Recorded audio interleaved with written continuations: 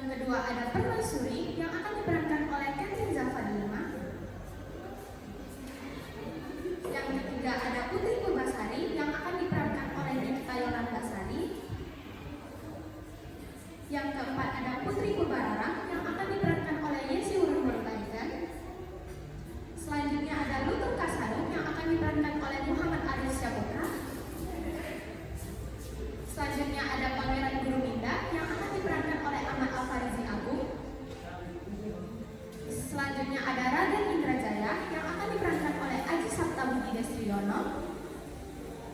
Selanjutnya Pati Batara Lengser yang akan diperankan oleh Joshua Simanjuntak.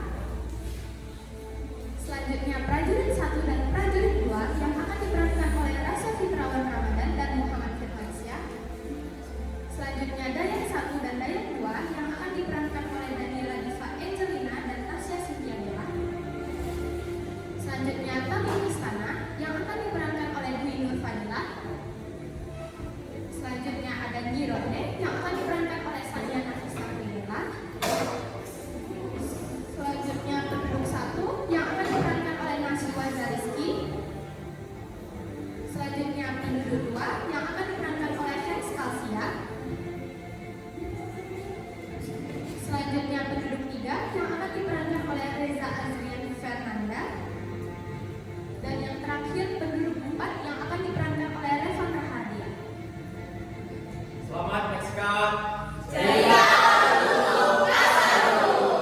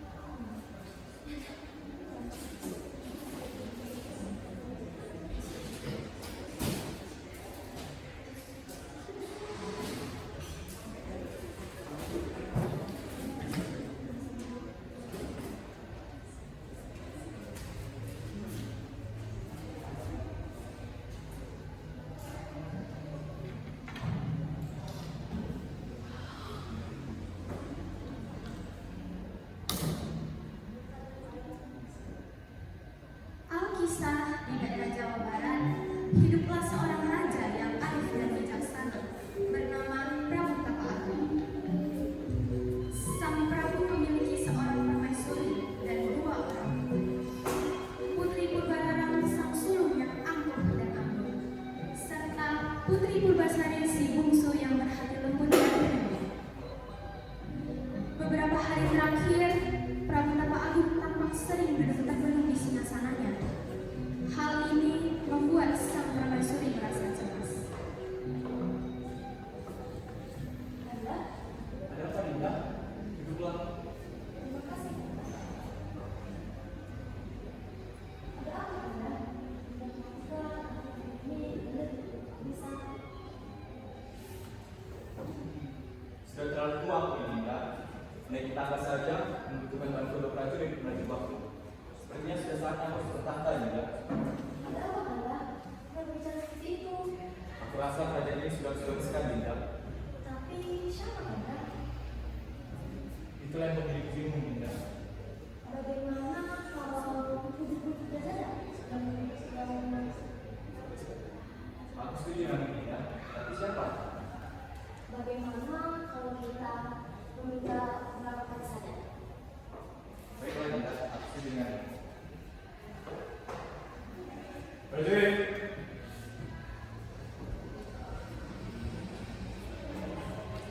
Siapa panggilan saja? Panggilkan Pati Batara kembali. Baik, panggilan saja. Kita kami laksanakan. Ya.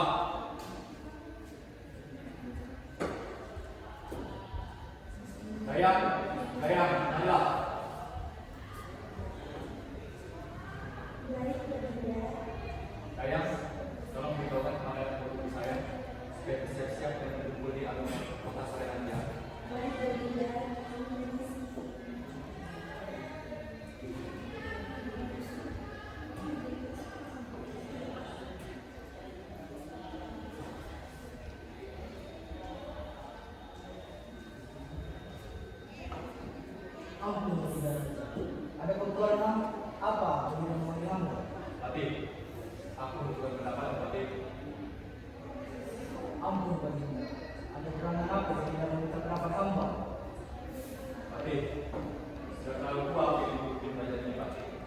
dan aku sekarang sedang sangat bingung.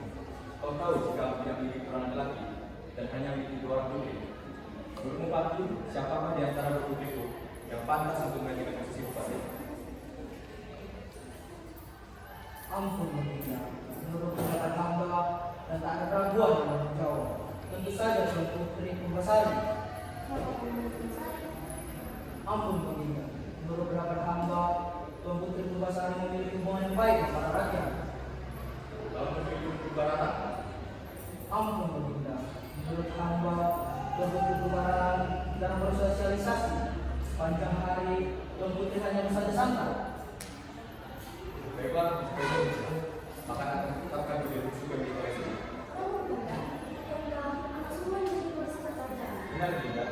Akan tetapi Putri Purbarara masih saja melakukan sesuatu tanpa memikirkan apa akibatnya.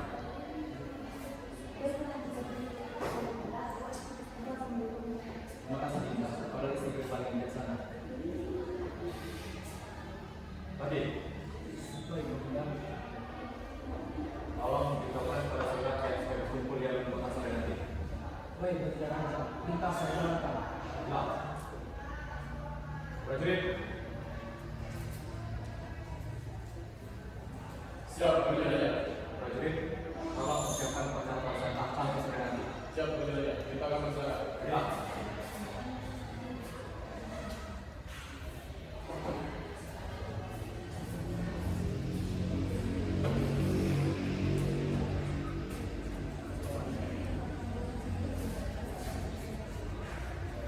Di dalam ruangan Putri Purbarara tampak suasana yang mewah namun sedikit berantakan.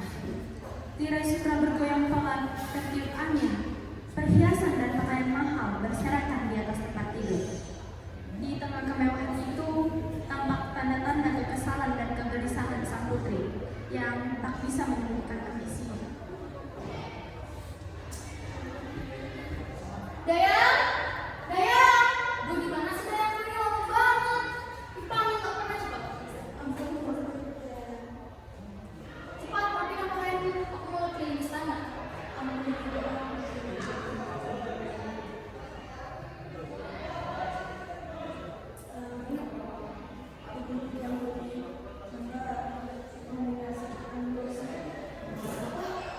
gosip. Tell me something I don't know. Gosip apa tuh? Lama banget, bilang aja kali.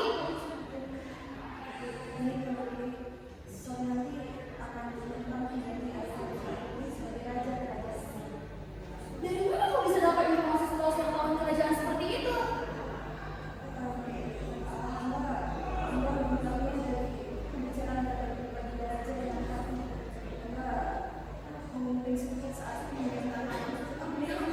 Dasar kalau sopan santun. Bisa-bisanya kau ngomongin Baginda Raja. Tapi, tak apa. Kalau begitu, sudah pasti aku yang akan menjadi pewaris tahta kerajaan. Siapa lagi yang akan jadi ratu selain aku? Ya kali, si kucing-kucing pengawas kerajaan itu.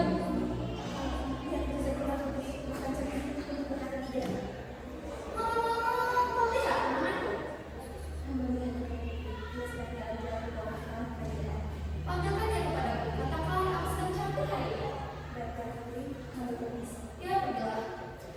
Akhirnya, sebentar lagi kerajaan ini akan dikuasai dengan penuh keampunan dan sedikit drama.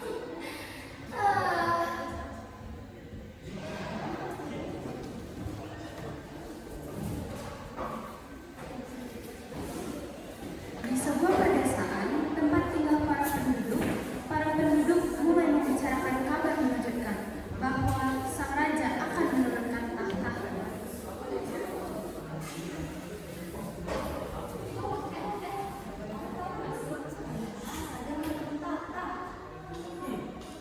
Macam ada anak aja lo. Lu tahu dari mana emang ini?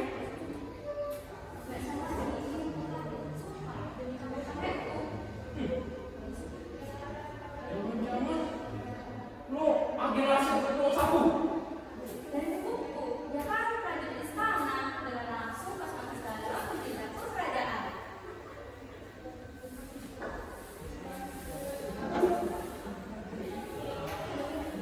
Mohon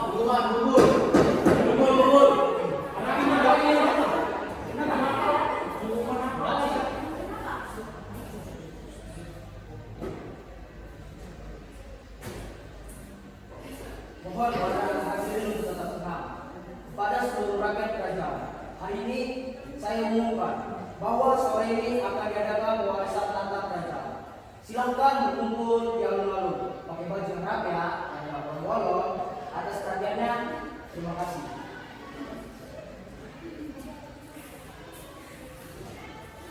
Nah, tuh kan bener kataku. Ibuku nggak pernah salah info. Ya kan, anggaran aku setiap hari. Kok aja di rumah ganti? Siapa yang terus? Oh, yakin yang bakal ganti itu kubang sana, kubang apa? Ah, nggak mungkin. Harusnya aku saya dong. Ya kan lebih cantik, baik hati, dan suka bagi-bagi sembako gitu. Malah, kubang apa? Punya banyak skills, tapi agak gimana cara? Gak layak kan? Itu barang itu mana mau bikin kita? Gimana kalau kita usulin bahasa Ede jadi nanti?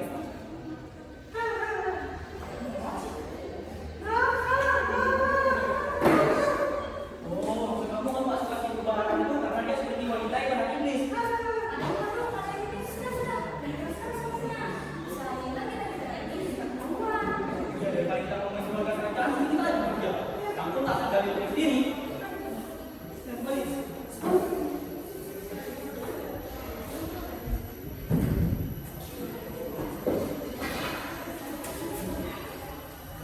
Di balkon kerajaan, suasana tampak megah dan penuh harapan. Semua rakyat berkumpul memenuhi halaman istana, menatap ke atas dengan antusias. Musik kerajaan yang agung berkumandang, mengiringi momen yang dinantikan. Pengumuman pewaris tahta, bendera-bendera berkibar, sorak-sorai menggema, dan suasana dipenuhi semangat serta rasa penasaran akan siapa yang menjadi pemimpin baru mereka.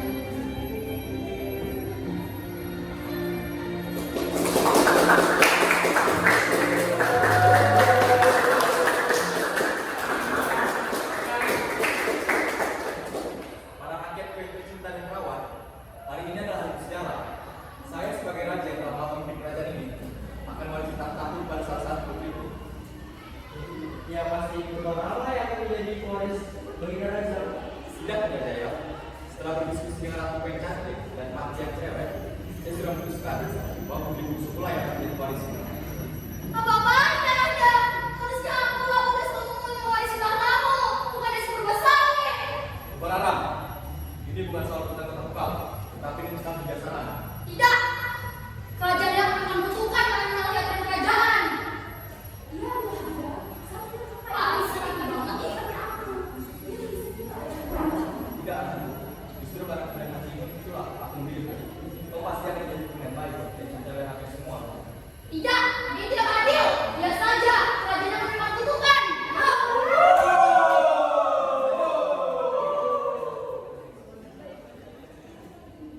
Mohon kepada hadirin untuk tetap tenang.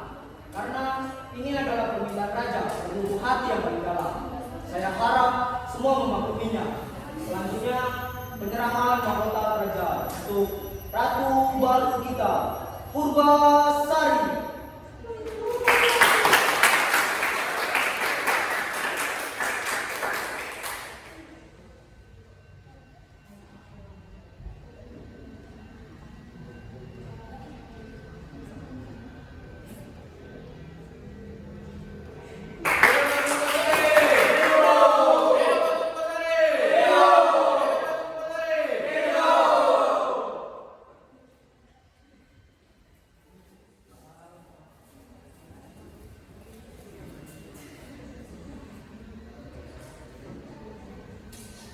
Di belakang istana yang sunyi, Putri Mubararang melangkah masuk dengan wajah kesal dan gaunnya dikibas penuh emosi. Ia duduk dramatis di kursi taman, meluapkan amarahnya atas keputusan kerajaan yang memilih adiknya Purbasari sebagai calon ratu.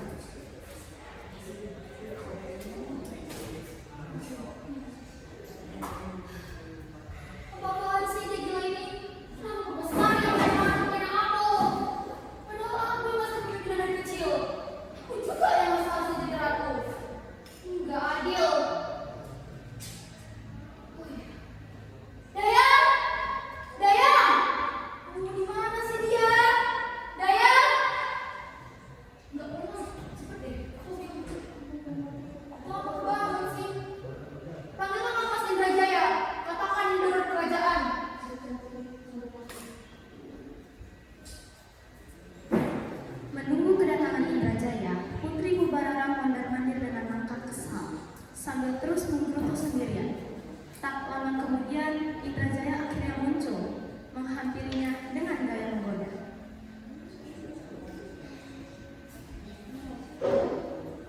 Ada pergerakan apa itu? Kasih gue yang cari. Mas, kenapa segera meninggalkan rencana ayahanda? Masa iya sih permasalahan yang dari aku? Kamu benar, aku juga gak habis pikir. Masa tidak ada permasalahan yang kita tahu, tak masuk akal. Kita harus merencanakan sesuatu. Mas, aku punya ide. Bagaimana kalau kita meminta bantuan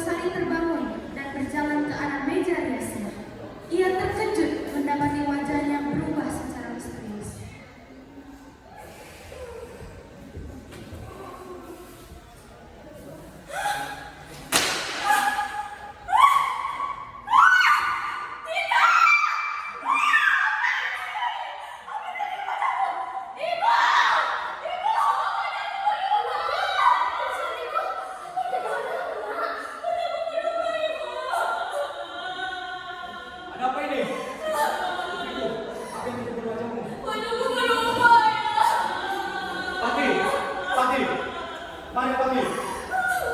Siap berdua. Patih, panggil anak ke sana sini. Cepat. Sebelum saya fungsi. Putriku, bagaimana itu barangmu? Aku tidak tahu ayah. Saat aku bangun tiba-tiba wajahku sudah berubah seperti ini.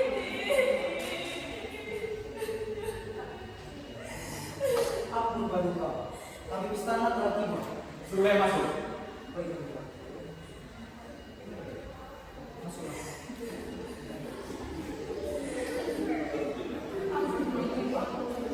Ada hal apa yang membuat Paduka memanggil hamba? Habib, kesalahan dalam Habib. Baik, Paduka.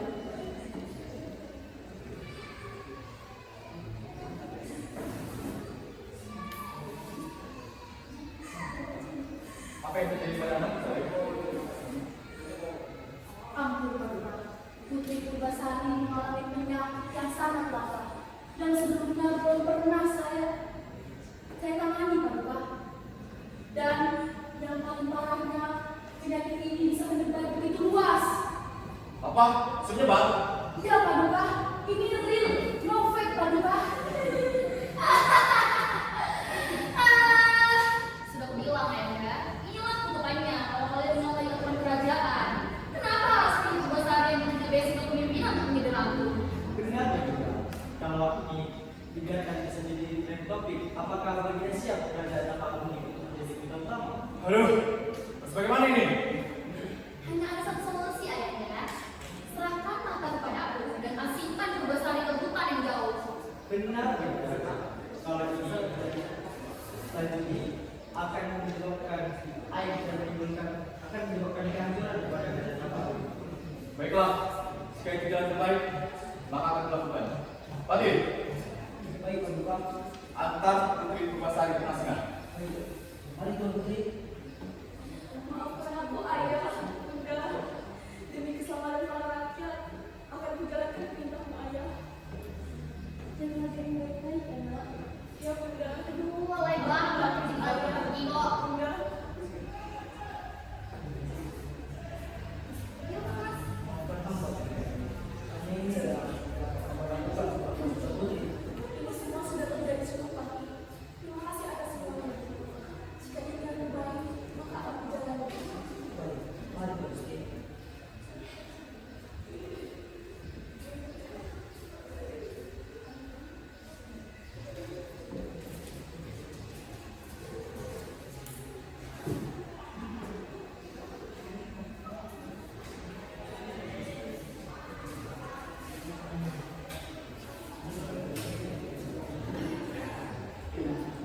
Di tengah pengasingannya, Purbasari tetap menunjukkan kepeduliannya pada rakyat. Saat menerima makanan dari istana, ia justru memerintahkan agar makanan itu diberikan kepada rakyat di Sapara. Meski dirinya sendiri belum makan. Keikhlasan hatinya tak diketahui oleh siapapun.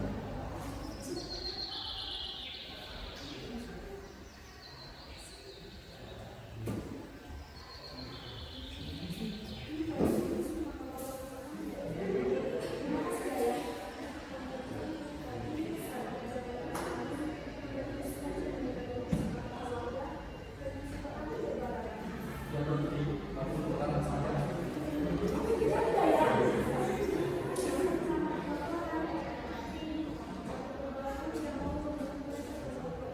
Jadi, ada rakyat itu sedang kelaparan. Kalau gitu, bapak kasih tahu yang mereka. Lalu, bagaimana dengan Tuan Putri? Ya bagaimana Tuan Putri? Kenapa persediaan makanan masih ada? Jangan lupa kita salam kepada rakyat ya, dan bilang jangan makan. Meskipun aku juga belum makan. Mereka akan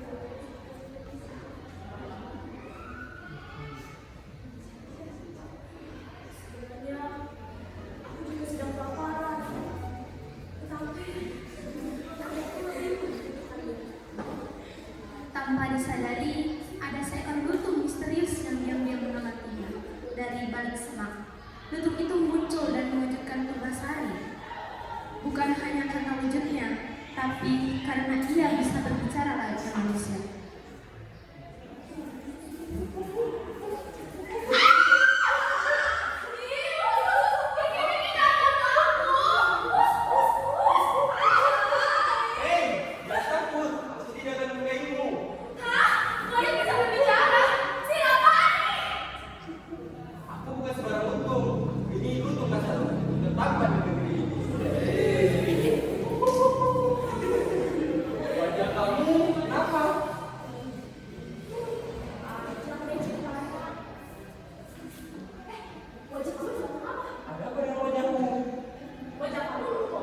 Bukan memang nutup.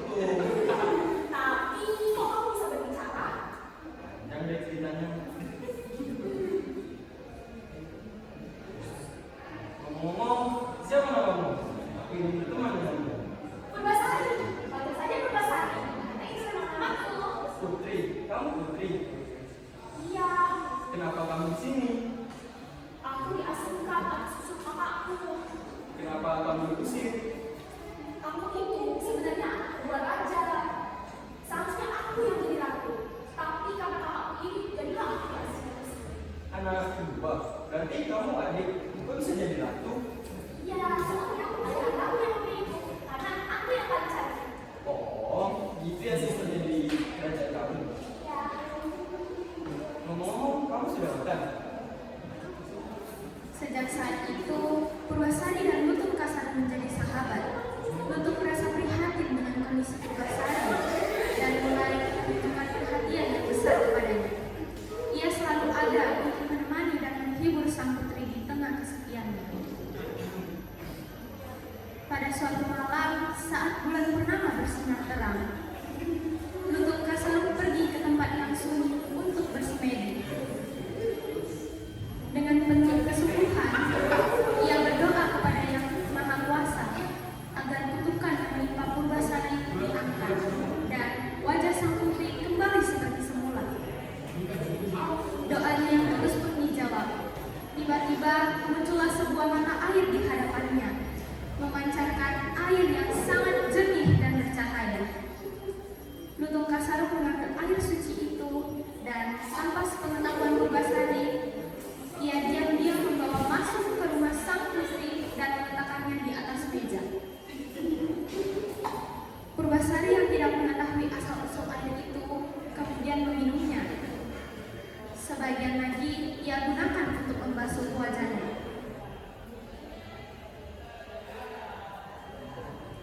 Ajaibnya, air tersebut justru menyembuhkan kutukan yang selama ini dideritanya. Wajah Purbasari perlahan kembali seperti semula, cantik dan bersinar seperti sedia kala.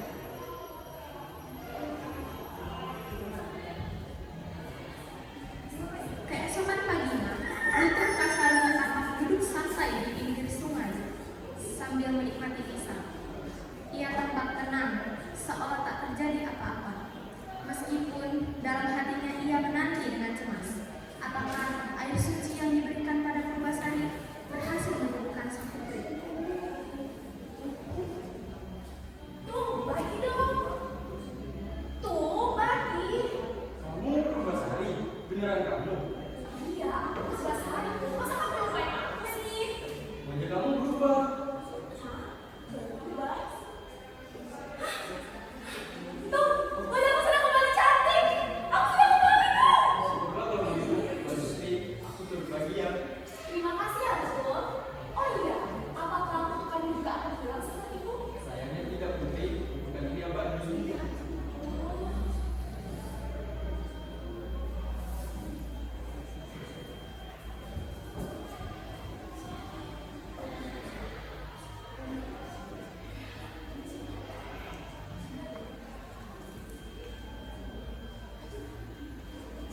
Pagi itu, suasana balai kerajaan tampak berbeda.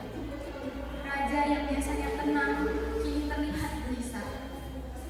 Dengan suara serak, ia mengambil keputusan Purbarana. Sebuah keputusan penting telah diambil.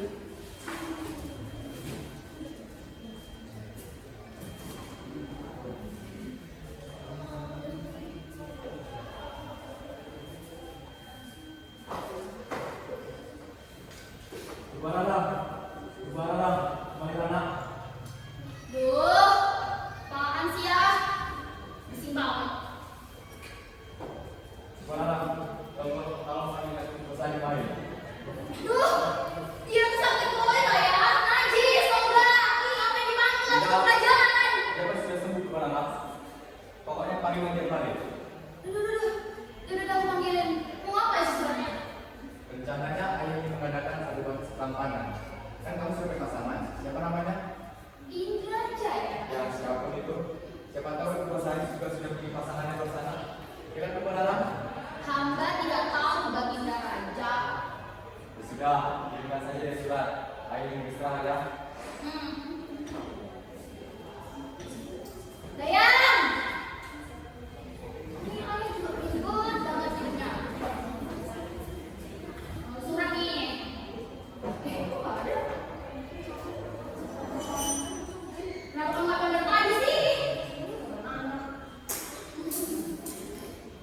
Kan yang jelas loh.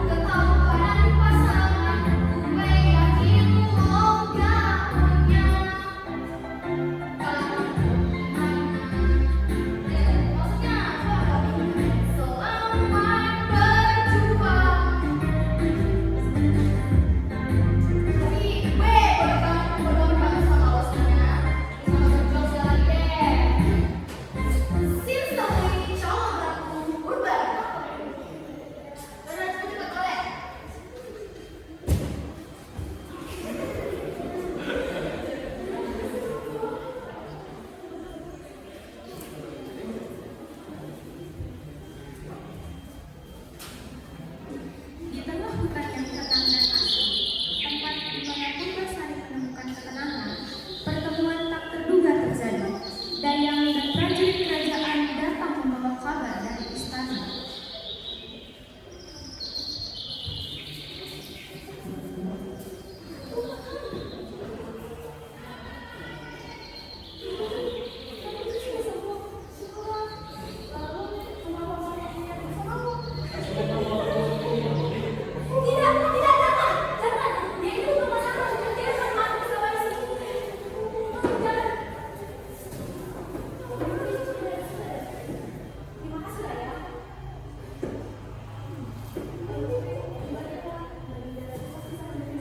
Tidak mau. Aku sudah nyaman tinggal di sini bersama dengan untuk kasarku. Ulanglah Tuan Putri, ayah anda dan ibu bundaku pasti akan sangat aman berhubungan. Apa? Jadi semua? Iya, dia ini bisa berbicara, Dayang. Lalu, kenapa kamu tidak ada saja lagi dari kerajaan? Oh iya ya.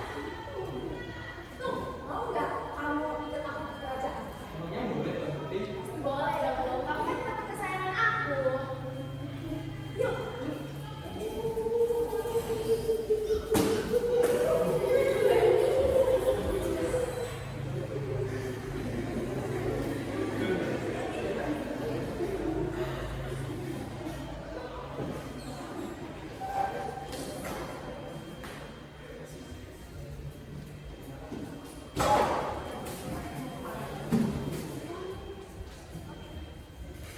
Di aula kerajaan yang megah, suasana mendadak tegang.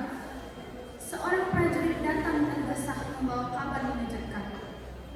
Kabar tentang kembalinya seseorang yang telah lama diasingkan, Putri Purbasari.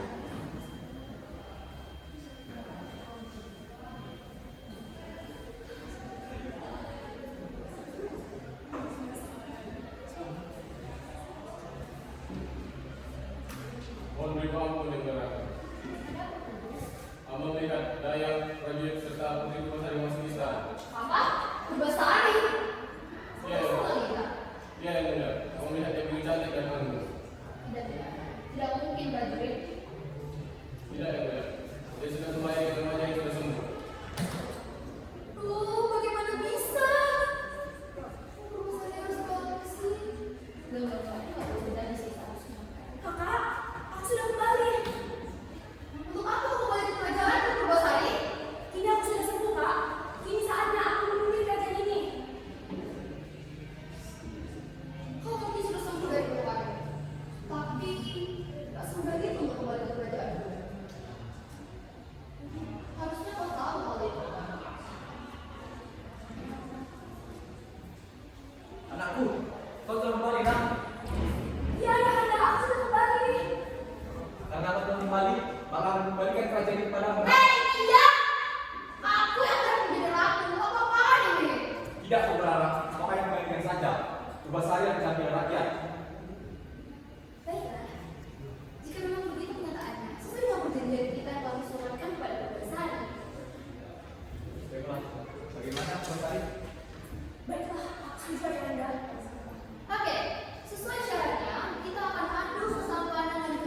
penggeledahan pasangan. Harusnya kan sudah baca surat itu kan Purbasari? Jangan-jangan membaca buku tak bisa. Indrajaya, tunjukkan ketampanan dan kegaharanmu. Tunjukkanlah pasangan Purbasari. Bagaimana jika kita mengadakan besok saja? Ini semua terlalu mendadak. Bilang saja kau takutkan. Baiklah, berbuat baik hati. Kenapa bukan dari sore aja Purbasari? Tapi jika kau tidak memiliki pasangan, maka aku yang mendapatkan tahta kerajaan itu. Dan yang kalah akan dihukum pancung. Baiklah. Keesokan harinya, Jadi bagaimana Purbasari? Mana pasangan? Jangan merasa menang dulu, Kak. Sudahlah Purbasari. Akui saja kesalahan. sang nutuk yang sejak tadi bersama Purbasari akhirnya memunculkan diri ke hadapan semua orang. Dengan suara lantang, ia mulai berbicara, membuat seluruh warga kerajaan terperangah tak percaya. Ayahnya, ini apa yang dilakukan? Bagaimana mungkin dia menguasai waktu untuk kerajaan kita? Purbasari, kenapa kau suka hukum kerajaan ini? Dia ini untuk pasangan, Ayah. Dia nggak akan menjadi pasanganku. Lutut itu akan kalah denganku. Ih, prajurit, cepat tangkap dan bunuh dia. Aku tidak dapat tolong. Tolong jangan dulu.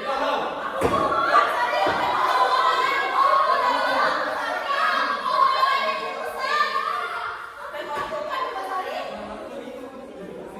Akan rugi jika kerajaan ini diberi kepada Lihat, Pak. Tidak. Baik, kamu tunggu begini. Tidak, Purbasari. Tolong, Pak, tidak. Dia seorang yang mencari aku dengan tulus. Aku mencintaimu, tolong, Purbasari.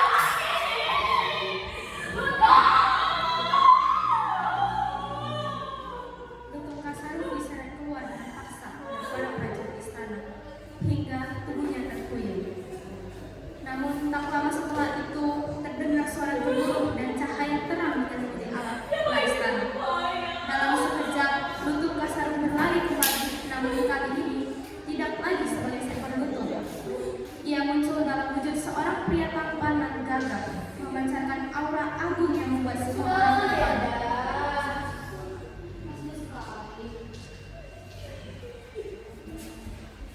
Pasukan bukan dulu. Siapa kamu? Di mana lutut itu? Ya, aku lalu itu. Untung nggak saru. Kamu tuh. Kau yang benar saja pria tampan. Lebih baik kau pergi dari kerajaan ini. Sebentar lagi si Purbasari akan menghukum pancung. Baiklah, aku perkenalkan diriku. Namaku adalah Guru Dinda. Aku adalah pangeran Rayangan yang sengaja diturunkan ke bumi dengan wujud lutut. Kutukanku akan benar-benar hilang jika ada seorang yang benar-benar terus menerima sebagai pasangan. Dan orang itu adalah Purbasari.